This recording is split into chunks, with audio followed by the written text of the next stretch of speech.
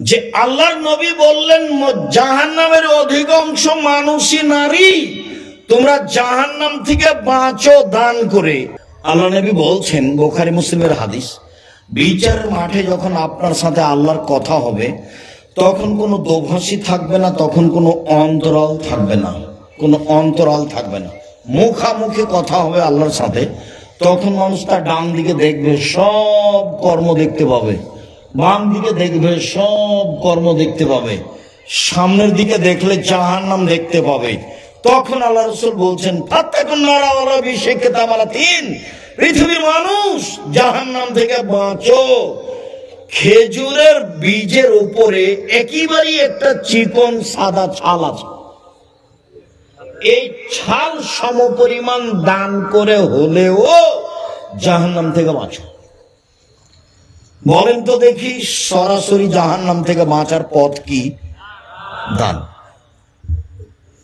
সরাসরি ডান দিকে দেখলেন, কি দেখলেন? হাদিস বুখারী মুসলিম। ডান দিকে কর্ম, বাম দিকে কর্ম, সামনে জাহান্নাম। এবার বলছেন, পৃথিবীর মানুষ জাহান্নাম থেকে বাঁচো, কম থেকে কম, অল্প থেকে অল্প হলেও দান করে।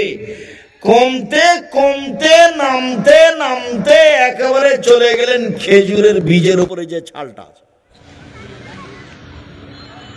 অবাক হতে হয় না? বললেন, একবার বললেন সবাইকে দান করতে হবে।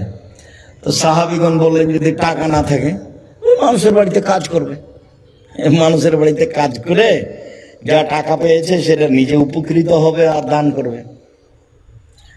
তখন সাহাবীগণ বলছেন, যদি কাজ করতে না পারে, হলো অসহায় মানুষের সহযোগিতা করবে।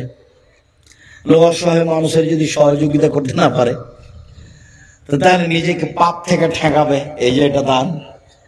নিজেকে পাপ থেকে ঠেকাবে, এই যে দান। কথা কি বুঝতে পারছেন? সব হাদিসগুলোর ধারাবাহিকতা সব বুখারী মুসলিম। এবার চলেন, এই অংশ শেষ করলাম। উপস্থিত বৈঠকের দিনই মুসলিম বোন, চিরদিন দানের হাত বড় রাখবেন।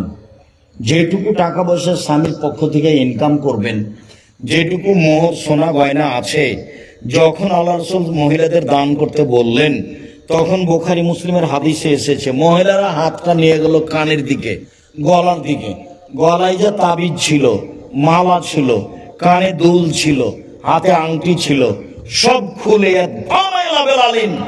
বেলালের কাছে দিতে লাগলো, বেলালের কাছে দিতে লাগলো। আপনি দিনী বোন, আপনাকে আমি বলি, আপনার বিশ্বস্ত জায়গায় যেখানে শিরক হয় না, বিদআত হয় না, এরকম মাদ্রাসাতে আপনার স্বর্ণ, আপনার গয়না, আপনার গলার মালা, আপনার হাতের আংটি, আপনার কানের দুল, এগুলো দান করে দিবেন, টাকা পয়সা দান করবেন। সম্মানিত দিনী ভাই বোন, এবার আজকের আলোচনার তৃতীয় কথা, এক খেয়ালে চেয়ে থাকবেন।